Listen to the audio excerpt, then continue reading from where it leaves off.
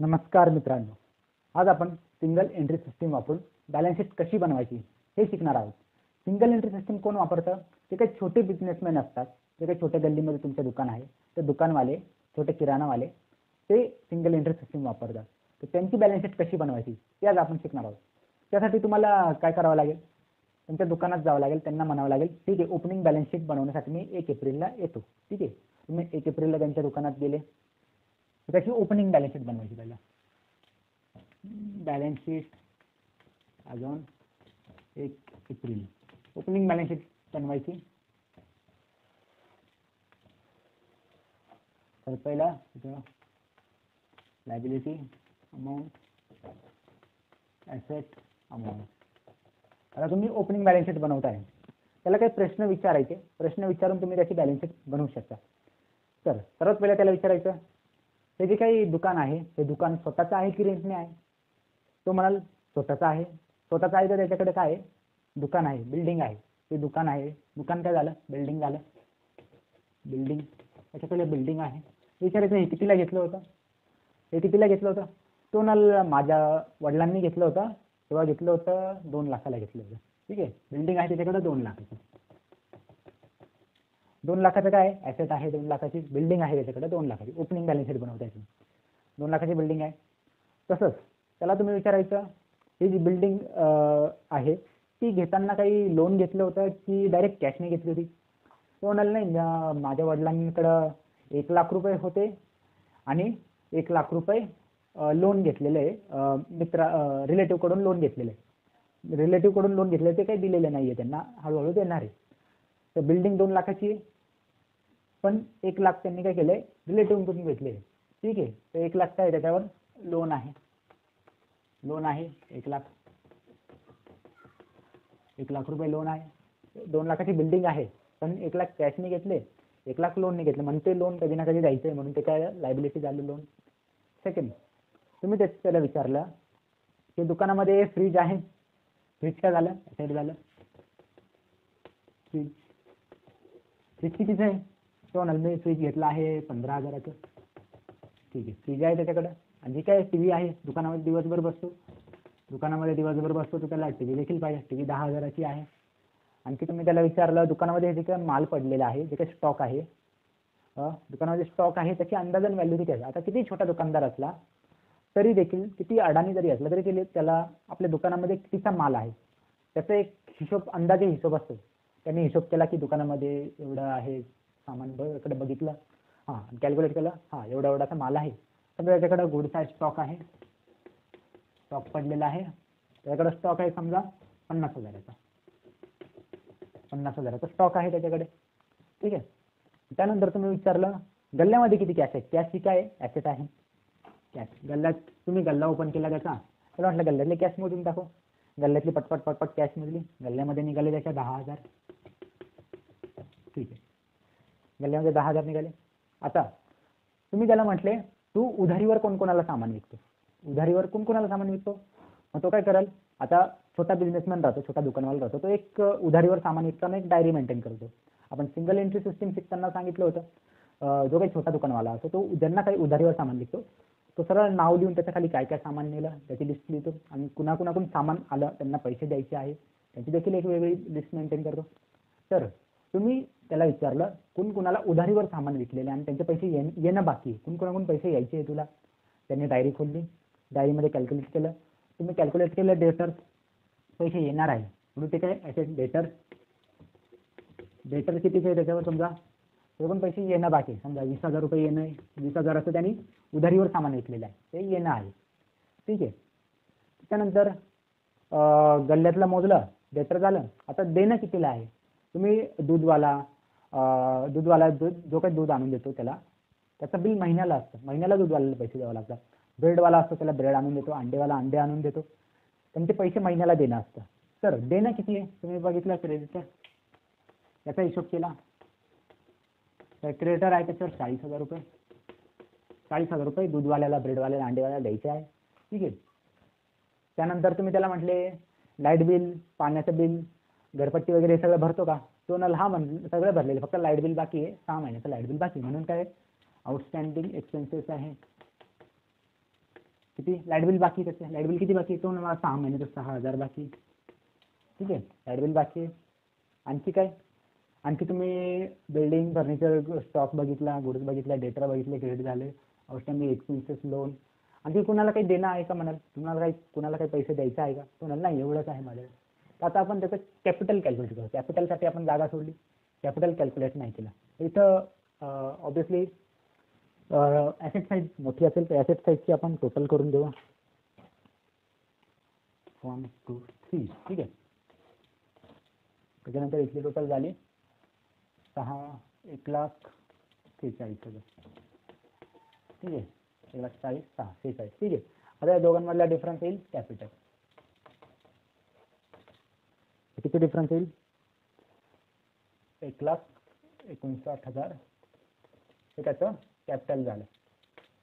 ठीक आहे, हे झाली त्याची ओपनिंग बॅलन्स शीट. ठीक आहे, हे झाली ओपनिंग बॅलन्स शीट. इथं आलं 1,59,000 305 1 2 3. हे झालं कॅल्क्युलेट टोटल झालं. एकदा तुम्ही टॅली करून घ्या ते. ठीक आहे, हे झालं ओपनिंग बॅलन्स शीट. आता तुम्ही त्याला दुकानातून जाताना त्याला काय म्हटले, कॅश बँकेत अकाउंट खोलून दे त्याला म्हटले, कारण गल्ल्यामध्ये एवढी कॅश नको ठेवत जाऊ, बँकेत अकाउंट खोलून दे. आणि तू कोणकोणाला पैसे देतो आणि कोण पैसे घ्यायचे बाकी आहे, कोण पैसे जे काही येणं उधारीवर जे काही ट्रान्झॅक्शन होतात ते प्रॉपर मेंटेन कर. तुम्ही त्याला एवढं सांगितलं उधारीवर जे काही ट्रान्झॅक्शन होते प्रॉपर मेंटेन ठेव. मी तुला क्लोजिंग बॅलन्स शीट बनवून देतो, त्यातून तुझा प्रॉफिट लॉस समजून घे. ठीक आहे, आता तुम्ही निघून गेले, 1 तारखेची बॅलन्स शीट बनवली आणि निघून गेले. ठीक आहे, त्याला म्हटलं मी आता प्रॉफिट काढण्यासाठी, वर्षाचा प्रॉफिट काढण्यासाठी मी 31 मार्चला येतो. तुम्ही आता 31 मार्चला गेले समजा. आता 31 मार्चची बॅलन्स शीट बनवायची. Balance sheet as on 31 March. ही झाली क्लोजिंग बॅलन्स शीट. ही फायनल बॅलन्स शीट असेल, ही फायनल बॅलन्स शीट असेल. ठीक आहे, आता ॲसेट जसे तसे तुम्ही लिहिणार, इकडे ॲसेट जसे तसे लिहिणार. म्हणून इथे बिल्डिंग कितीची होती, 2 लाखाची. आता बिल्डिंग जे काही ॲसेट असतात, ॲसेटमध्ये काय होतं, डेप्रिसिएशन होतं. म्हणून तुम्ही डेप्रिसिएशन मायनस केलं. त्याला सांगितलं नाही, तुम्ही स्वतःहून तुम्ही गेले दुकानात 31 तारखेला आणि बॅलन्स शीट बनवायला घेतली. तुम्ही त्याला जास्त काही आता विचारणार नाही, कारण तुमच्याकडे बरीचशी माहिती होती. त्यामुळे आता काही जास्त विचारायची गरज नाही. तर तुम्ही स्वतःच मनाने करताय. डेप्रिसिएशन मायनस केलं, बिल्डिंगमध्ये डेप्रिसिएशन मायनस केलं. 2 लाखाचं समजा तुम्ही केलं, 10% डेप्रिसिएशन मायनस केलं. डेप्रिसिएशन 10% डेप्रिसिएशन लेस केलं. 10% म्हणजे किती, 20,000. 10% म्हणजे 1 शून्य कमी करून टाका, झालं 20,000. 20,000 डेप्रिसिएशन मायनस केलं बिल्डिंगमधून, 10% डेप्रिसिएशन मायनस केलं. किती झालं व्हॅल्यू, 2 लाखामधून 20,000 गेले, 1,80,000. बिल्डिंगची व्हॅल्यू 1,80,000 आली. फ्रीज कितीचं होतं, 15,000चं. त्याच्यातून पण 10% मायनस केले, किती 1,500 मायनस केले. किती झाला, 15,000मधून 1,500 मायनस केले, किती झालं 13,500. ठीक आहे, त्याच्यानंतर होता टी व्ही कितीचा होता, 10,000चा. त्यातून 10% मायनस केले, 1,000 रुपये. टी व्हीची व्हॅल्यू झाली 9,000. आता तुम्ही स्टॉक विचारला, त्याला स्टॉक कॅल्क्युलेट करू नका. वर्षाच्या शेवटी, वर्षाच्या स्टार्टिंगला 50,000चा स्टॉक होता. आता वर्षाच्या शेवटी कितीचा स्टॉक आहे मोजून दाखव. त्यांनी बघितलं स्टॉक वाढला. आता बिझनेस वर्षाच्या शेवटी बिझनेस वाढणारच. बिझनेस वाढला, स्टॉक वाढला. तर 50,000 स्टॉक होता, त्याच्याकडे झाला 80,000चा स्टॉक. ठीक आहे, त्याच्यानंतर तुम्ही गल्ला खोलला. गल्ल्यामध्ये बघितलं कॅश किती आहे, कॅश त्याच्या गल्ल्यात होती 20,000. ठीक आहे, त्याच्यानंतर तुम्ही त्याला बोलले होते बँक अकाउंट ओपन कर. बँक अकाउंट ओपन केलं त्यांनी. बँकेमध्ये किती पैसे आहे त्याच्या, बँकेमध्ये तो म्हटलं मला 50,000 आहे. आता तुम्ही परत एकदा डेटर जे काही येणं आहे उधारीवर कोणाला सांभाळतो ते टॅली केलं. डेटर त्याचे बुक खोलून ते उधारीचं पुस्तक आहे ते घेतलं, त्याच्यामध्ये डेटर टॅली केले. डेटर टॅली केले. डेटर झाले मागच्या 20,000चे, यावेळेस समजा वाढले 40,000चे डेटर झाले. ठीक आहे, आणखी काही आहे का, काही नाही, कोणाला एवढंच आहे. ठीक आहे, ते झालं ॲसेट. आता लायबिलिटीमध्ये काय, कॅपिटल आपल्याला काढायचं आहे. लोन, त्याला विचारायचं लोन जे 1 लाखाचं होतं ते आहे की पेड केलं. टोटल 1,00,000 होतं ना, 50,000 दिले, 50,000 बाकी आहे, म्हणून लोन काय आहे 50,000 पेड केले. 1,00,000 होतं त्याच्यातून 50,000 पेड केले. किती राहिले? 50,000. 50,000 लोन राहिला. क्रेडिटर, आता तुम्ही त्याच्याकडं जे काय उधारीचं पुस्तक आहे त्याच्यात दुसऱ्या साईडला तो देणं लिहितो. दूधवाल्याचे, अंडवाल्याचे, ब्रेडवाल्याचे किती पैसे देणं आहे तुम्ही कॅल्क्युलेट केलं. ते मागचं 40 होतं ओपनिंगला, आता किती? आता बिझनेस वाढलाय म्हणून ते पण दुप्पट झालं, समजा 80,000 झालं. 80,000 देणं आहे. त्याच्यानंतर मला विचारलं, अरे ते लाईट बिल होतं, लाईट बिल भरलं का? तो म्हणलो लाईट बिल भरलं, पण घरपट्टी पाणीपट्टी आली, समजा बिल आलंय आउटस्टँडिंग बिल, ते आलं. किती आलं? 2,000 आलं समजा.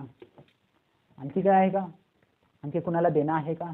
कुणाल मी एक बँकेतून लोन घेतलं, आता बँकेत अकाउंट पण ओपन केलं, बँकेमध्ये पैसे पण जमा करतो, बँकेकडून लोन पण घेतलंय, म्हणून त्याच्याकडे काय आहे? बँक लोन आहे. कितीचं आहे bank loan? Sonal bank loan आहे माझ्याकडे आता 1,00,000चा काढला बिझनेससाठी. ठीक आहे. त्याच्यानंतर आणखी काय? सोनल मी हे फर्निचर केलं, नवीन फर्निचर बसवलं म्हटलं, बिझनेस वाढला म्हणून इथं काचा वगैरे फर्निचर मस्त बसवले. तुम्ही फर्निचर ॲसेट आहे, फर्निचर ॲड केलं. फर्निचरला किती खर्च आला? सोनल फर्निचरला मला याला सगळा खर्च आला जवळपास 40-50,000 खर्च आला. 50,000 तुम्ही दिलं. ठीक आहे. आणखी काय आहे का देणं घेणं? सोनल नाही, एवढंच आहे, आणखी काही नाही. तर हे तुम्ही क्लोज करून द्यायची बॅलन्स शीट. ही झाली बॅलन्स शीट त्याची. आता इथं ॲसेट साईड मोठी असेल, ॲसेट साईड क्लोज करून द्या पहिला. ॲसेट साईडचे टोटल किती? 42,500, 4,42,500. ठीक आहे. आता आपण लॅबिलिटी साईडची टोटल करू. लॅबिलिटी साईडची टोटल किती आहे? 2,50,000 होती. ठीक आहे. 2,50,000 टोटल झाली. आता 4,42,500 मायनस 2,50,000, 1,92,500 हे त्याचं कॅपिटल. मागच्याच कॅपिटल किती होतं? 1,59,000 आणि आता किती? 1,92,500, म्हणजे टोटल किती वाढलं? 33,500. हा त्याचा प्रॉफिट झाला एका वर्षात. 33,500 हा त्याचा प्रॉफिट झाला, नेट प्रॉफिट झाला. ही झाली क्लोजिंग बॅलन्स शीट. ठीक आहे. जे काही वाढलेलं कॅपिटल आहे ते त्याचा प्रॉफिट आहे. ठीक आहे. तर सिंगल एंट्री सिस्टीम वापरून आपण बॅलन्स शीट बनवू शकतो. ठीक आहे. हे आज आपण शिकलो. तर परत एकदा बघून घ्या आणि तुम्ही देखील स्वतः घरी देखील तुम्ही हे ट्राय करा. ठीक आहे. तर आजचा टॉपिक सिंगल एंट्री सिस्टीम वापरून बॅलन्स शीट बनवणं हा होता. आय होप तुम्हाला थोडंफार का असेना समजलं असेल तर नक्की कळवा. धन्यवाद.